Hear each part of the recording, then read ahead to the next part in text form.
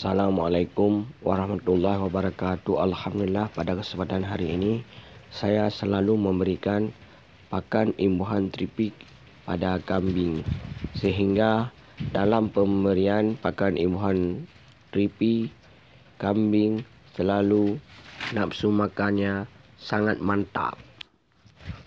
Keunggulan imbuhan pakan organik tripik: 1. Merangsang dan meningkatkan nafsu makan serta meningkatkan proses metabolisme tubuh. 2.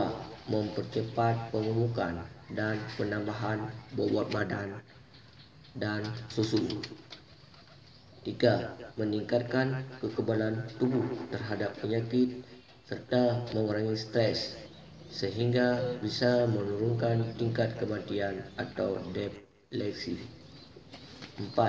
Menyehatkan dan meningkatkan kualitas produk ternak berkualitas tinggi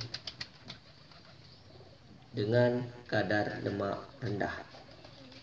5. Mengurangi bau air.